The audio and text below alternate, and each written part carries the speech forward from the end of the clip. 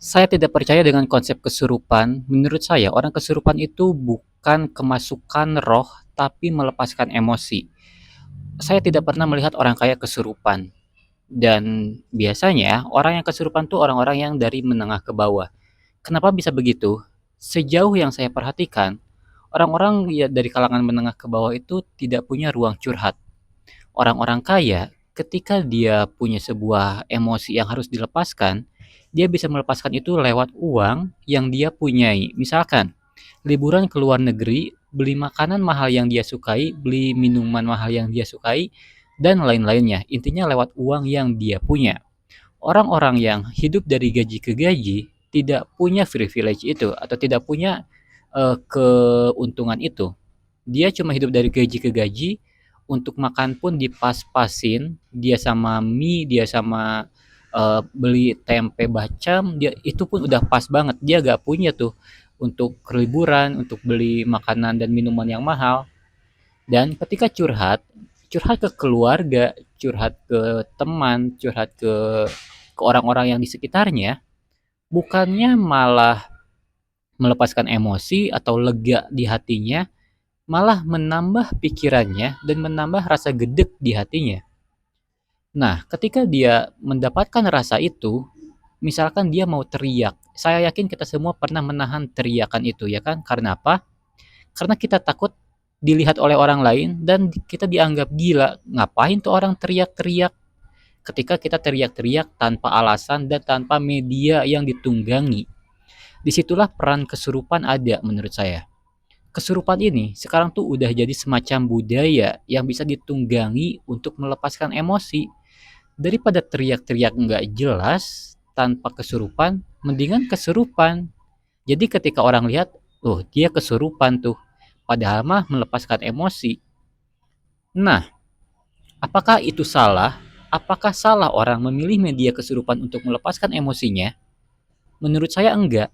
Karena memang udah mentok banget nih duit untuk ke psikolog, ke psikiater udah jelas gak ada. Karena untuk liburan atau beli makanan yang agak mahal pun gak ada, hidupnya udah pas-pasan banget. Satu-satunya yang bisa dia lakukan adalah kesurupan. Lalu, apa yang harus dilakukan oleh orang-orang sekitarnya atau orang-orang yang punya keahlian? Menurut saya, tingkat kesurupan di Indonesia akan sangat berkurang jika psikolog dan psikiater itu ada di berbagai daerah dan mengadakan program gratis. Tidak perlu dari profesi ini, bisa juga dari pemerintah yang mungkin mau turun tangan. Misalkan, ada kucing guys.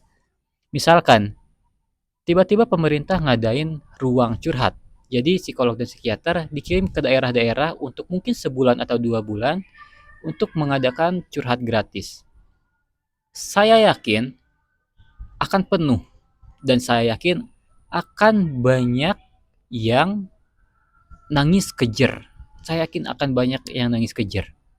Dan itu akan menurunkan tingkat kesurupan di Indonesia menurut saya. Karena itu dia udah melepaskan emosinya ke orang yang udah mah ahli, udah mah ya dia belajar tentang psikologi, terus dia juga enggak ngejudge, enggak nilai, ah lu lemah. Lu baru gitu doang udah ngeluh. Lu mah masih mending. Nah, dia enggak dapat itu. Akhirnya dia cuma melepaskan emosi, divalidasi emosinya misalkan, udah deh keluar ruangan, lega, tinggal ngurus masalah hidup yang lainnya.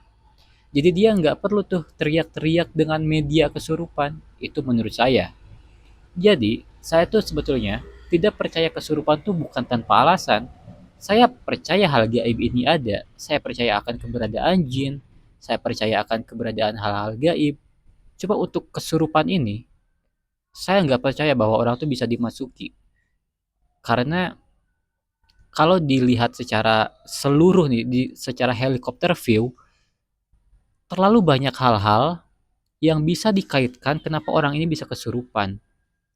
Saya juga merasa ya, bukan merasa maksudnya, saya tuh berpikiran, orang-orang yang kesurupan massal di sekolah itu sebetulnya bukan kesurupan massal, cuma ya emang ikut-ikutan aja, entah apapun alasannya, ikut-ikut. Saya yakin nggak semuanya kesurupan tuh. Bahkan mungkin emang semuanya nggak kesurupan. Emang mungkin ada alasan tertentu yang bikin mereka pengen nggak belajar hari itu. Eh, Setidaknya itu dari pemikiran saya ya. Jadi ini tuh sebetulnya bukan bermaksud untuk sok beda ataupun "Lo kalau kalau nggak percaya sini buktiin, sini gua buktiin," misalkan kayak gitu. "Lo kalau misalkan nggak percaya sini gua kirim," misalkan. "Lo ikutin gua nih biar ininya bisa masuk," ya gua tetap nggak percaya. Intinya adalah Indonesia butuh ruang curhat menurut gua supaya kesurupan-kesurupan ini tuh bisa berkurang. Karena memang udah mah orang-orang ini tuh hidupnya pas-pasan tapi juga suka ngejudge orang lain.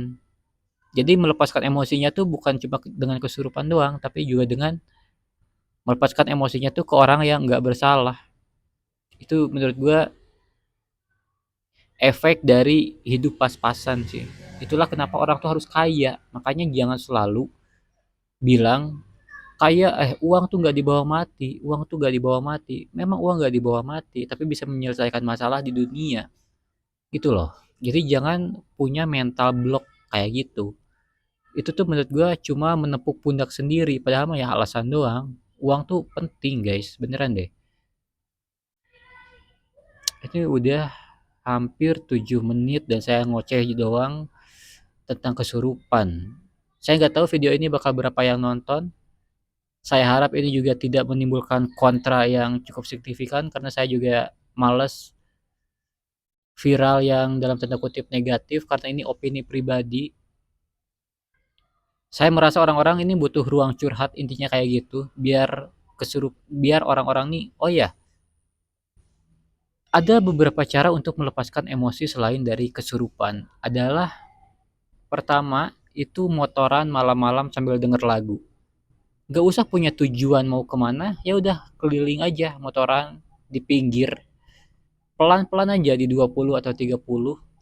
Gak usah kencang-kencang, nikmatin lagunya, nikmatin angin-angin yang berhembus yang menyentuh kulit. Atau juga ada cara kedua yaitu pergi ke tempat sepi yang ada banyak-banyak pohonnya biar anginnya tuh dingin. Nah, gua ngerasa lagi. Gua sering ngelakuin ini dan gua ngerasain angin-angin yang berhembus di kulit gua, angin-angin yang dingin karena banyak pohon, itu gua tuh ngerasa dipeluk. Gua tuh ngerasa di gini-gini ini. Dan angin-angin itu seolah berkata, "Tenang aja. Yang masalah dulu-dulu juga akhirnya selesai kan." Gue tuh ngerasa digituin, gue tuh ngerasa hati gue tenang. Kalau gue tuh ke tempat sepi yang ada banyak pohon-pohonnya. Karena gue yakin, bukan gue yakin, karena mungkin ini memang faktanya. Semua makhluk yang kita lihat, semuanya itu bernyawa, pohon itu bernyawa, daun itu ya bernyawa. Kita bisa berkomunikasi dengan mereka, gitu kan. Ketika kita membawa negative vibes ke sekitar mereka, ya suasananya jadi gak enak. Gue tuh selalu kalau misalkan lagi ada masalah gitu yang cukup pelik, gue ke tempat sepi, ya udah, gue cuma diem, bengong, baca buku atau sambil dengerin musik yang menenangkan. Gue biarkan semuanya. Cara gue berkomunikasi adalah gue diam dan membiarkan angin-angin itu berhembus ke gue gitu. Dan gue bisa melepaskan emosi dengan itu. Jadi melepaskan emosi itu tidak selalu harus teriak-teriak, tidak selalu harus banting barang, tapi juga diam itu juga bisa mengeluarkan emosi. Itu menurut gua guys, karena gua selama ini ngelakuin itu di umur 28 ini ya. Ya, kalau gua jadi penasaran deh, apakah di negara-negara yang masyarakatnya kaya raya itu kesurupan tuh ada gak ya? Maksudnya mereka tuh kalau misalkan punya masalah itu dilepaskannya lewat apa gitu? Gue penasaran deh. Karena pasti bukan kesurupan kan. Gue cukup yakin kalau mereka punya masalah pasti dilepaskan dengan media uang, liburan, beli makanan dan minuman favorit, atau apapun. Itu doang deh. Gue udah cukup ngoceh-ngoceh 10 menit ya kan. Gue juga takut keceplosan apa yang gue nggak sadarin. Jadi ya udah itu doang sih. Ini sekedar opini pribadi aja, tidak bermaksud apapun, apalagi menyerang orang tertentu yang percaya kesurupannya ini kepercayaan masing-masing aja. Apakah ada yang nonton sampai habis, guys? Ngapain nonton sampai habis coba? Semoga lo dapat insight-nya ya. Karena gue nggak berniat jelek apapun. Thank you udah nonton sampai habis, guys.